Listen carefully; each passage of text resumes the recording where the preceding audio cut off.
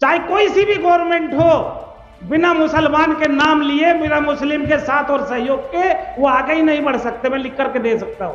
भाई अपने हक अधिकार के लिए जागेंगे या नहीं जागेंगे सब लोग? अभी भी सोते रहोगे तो सो जाओगे। आने वाली नस्लें कहेंगी कि हमारे बाप दादा आजादी में जी लिए और हमें गुलामी में छोड़ गए। हमारा SC ST OBC का जितना भी सांसद विधायक है, क्या वो बीजेपी में नहीं है? वो आवाज नहीं उठा सकता?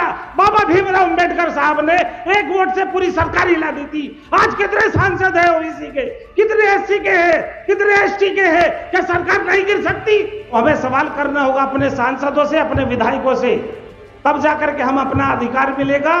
क्या देश संविधान से चल रहा है? नहीं, मनुवादी लोगों की विचारधारा से, मनुवाद से चल रहा है, मनुस्मृति से चल रहा है। आज हमारे देश में OBC समाज को कितना हक अधिकार है?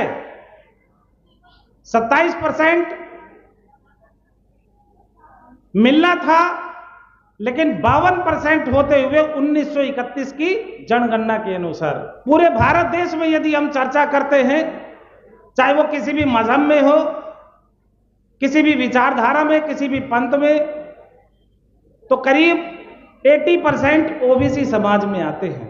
कुछ हमारे समाज, हमारे देश में राजनीतिक पार्टियां हैं, लेकिन उन राजनीतिक पार्टियों में OBC समाज के हों, SC समाज के हों, ST के हों या माइनॉरिटीज के हों, सांसद और विधायक या राज्यसभा मेंबर अपनी आवाज, अपनी बात नहीं रख सकते।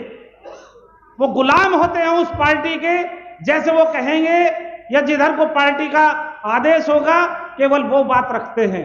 जनता ने चुना है, जनता की बातें नहीं होंगी। कुछ सांसद हैं, कुछ विधायक हैं जो इस बात को लेकर के चलते हैं, लेकिन जो मीडिया कर्मी उस बात को लेकर के आना चाहिए, जनता की बात जनता के द्वारा, सरकार की बात जनता के लिए, जनता की बात सरकार के द्वारा नहीं। आज कुछ बहुजन समाज के लोग उस मीडिया को चला रहे हैं, YouTube को चला रहे हैं और वो सच्ची बात दिखा देना चाहते हैं, लेकिन उनके ऊपर केस कर दिया जाता है। लेकिन हमारी जनता, हमारा समाज ये भूल जाते हैं कि जो हम सरकार में बैठे हैं, आज हम विधायिका में, कार्यपालिका में, न्यायपालिका में, मीडिया में किस लिए हैं इन चारों स्तंभ पर, उसके लिए नहीं सोचने का टाइम। अरे जनता के पैसों से, जनता के टैक्स लेकर के आप वहां तक पहुंचे हो, वहां से रोटी खा रहे हो, तो जनता की बातें क्यों नहीं? जनता तरस रही है अपने हक अधिकारों के लिए। न्याय नहीं है न्यायपालिका में, क्योंकि वहां पर संख्या के अनुपात में आज तक भी न्यायिक अधिकारी, जजमेंट सुप्रीम कोर्ट में नहीं पहुंच पाए। अफसोस की बात है। आज 10% के लोग होते हुए EWS 10% लागू है। OBC कितना है? 80%। हक अधिकार कितना है? 0%, 1%, 2%। क्यों भाई?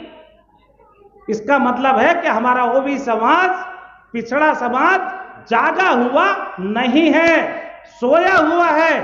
बाय द कॉन्स्टिट्यूशनली, संवैधानिक अधिकारों को तो ले रहे हैं, लेकिन संविधान की बातों को करने के लिए लागू नहीं है, राजी नहीं है। किसानों की बात करें तो किसानों में भी ऐसी फूट डाली गई कि वो अपने हक अधिकार की बात भूल करके राष्ट्रीय अध्यक्ष और अपने सामाजिक संगठन बनाने पर लग गए, क्योंकि वो एक ऐसी ताकत है, उसके रोकने के लिए इस सरकार ने सड़कों पर पक्के पत्थरों के बना दिए गए कि वो आगे ना बढ़ सके। मजदूर का खून पसीना चूस रहे हैं, उनका अपना पैसा नहीं है। जब किसान मजदूर लोन लेता है और उससे नहीं चुकाया जाता तो उसके घरों पर बुलडोजर चला दिया जाता है या उनकी जमीनें एक्वायर कर ली जाती हैं। तो जातिगत जनगणना की तो अधिकार की या गिनती की वो लोग बात करेंगे बाद में। अब आता है बात एक जागरूक समाज आपके ही बीच में SC ST OBC से कन्वर्टेड मुस्लिम समाज, चाहे कोई सी भी गवर्नमेंट हो, बिना मुसलमान के नाम लिए, बिना मुस्लिम के साथ और सहयोग के वो आगे ही नहीं बढ़ सकते। मैं लिख करके दे सकता हूं। लेकिन जब बात करेंगे मुस्लिम को हक अधिकार की, तो वो उनको डंडे पीटने के मिलने के अलावा कहीं कुछ नहीं मिलता, कोई सी भी सरकार हो। आज यूपी में तीसरे नंबर पे पूरे देश में ताकत बनाई गई मुस्लिमों की वजह से, समाजवादी सरकार। लेकिन जब समाजवादी सरकार में मुस्लिमों को सांसद विधायक बनाने की बात आती है, उनके हक अधिकार की बात आती है, तो आवाज नहीं उठती है। मुस्लिम क्षेत्रों में ही जहां उनकी आबादी है, तो एक परिवार समाज का, समाजवादी परिवार के ही लोग उन्हीं क्षेत्रों से अपने परिवार में सांसद विधायक बना लेते हैं। लेकिन मुस्लिमों को जब सीट बंटवारे का नाम आता है तो जीरो। ऐसा क्यों?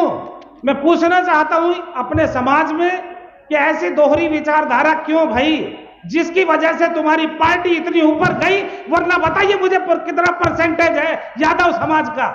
कांग्रेस सरकार ने पूरा इतना ध्रुवीकरण किया जब से आजादी हुई है, और आजादी में सबसे ज्यादा मुस्लिम समाज का नाम है। फांसी के तख्तों पर लटके हैं, पेड़ों पर लाशें मिली हैं। लेकिन आज चारों तरफ जिसको भी देखो, SC समाज हो, OBC समाज हो, कोई अलग से मारने वाला नहीं आता है। और वो भी OBC समाज से ही मुस्लिम कन्वर्ट है, SC से कन्वर्ट है, ST से कन्वर्ट है। 1956 में पंडित जवाहरलाल नेहरू ने जो हक अधिकार मुस्लिम कन्वर्ट हुए SC ST से, उनको ही खत्म कर दिया कि इनको हक अधिकार नहीं मिलेगा। उसकी आवाज उठाने के लिए आज तक कोई नहीं हुआ। भाई अपने हक अधिकार के लिए जागेंगे या नहीं जागेंगे सब लोग? अभी भी सोते रहोगे तो सो जाओगे। आने वाली नस्लें कहेंगी कि हमारे बाप दादा आजादी में जी लिए और हमें गुलामी में छोड़ गए। कब निकलेंगे इस गुलामी से? आजादी चाहिए या नहीं चाहिए? मुक्ति चाहिए या नहीं चाहिए? सोचना होगा, कसम खानी होगी, तब जाकर के हम अपने बच्चों को हक अधिकार दिला पाएंगे। वरना यहीं बोल करके रह जाएंगे और समाज में कुछ नहीं होगा। जाना होगा घर घर, गली गली। जैसे 10,000 वोट के लिए, एक वोट के लिए पैसा बांटा गया। सोचो 5 साल के लिए, क्या उसमें से हमारे हिस्से में एक दिन में कितना पैसा बनता है? हमारे रोजगार छीन लिए, महंगाई बढ़ा कर दी। हमारे देश में जहां रोटी बनती है, आज उसको लकड़ियों को खत्म करके गैस पर ला दिया। लेकिन गैस लाने के लिए जिस देश से आती है, उस देश के साथ में नहीं खड़े हैं। क्यों नहीं खड़े हैं? यानी कि हमारा SC ST OBC का जितना भी सांसद विधायक है, क्या वो बीजेपी में नहीं है? वो आवाज नहीं उठा सकता? बाबा भीमराव अंबेडकर साहब ने एक वोट से पूरी सरकार हिला दी थी। आज कितने सांसद है OBC के, कितने SC के हैं, कितने ST के हैं? क्या सरकार नहीं गिर सकती? तुरंत पलट सकती है, तुरंत रातों रात एक पल में पलट पड़ सकती है। लेकिन नहीं पलटाना चाहते, तो इसके जिम्मेवार हमारे OBC समाज के, SC समाज के, ST समाज के ही सांसद विधायक है।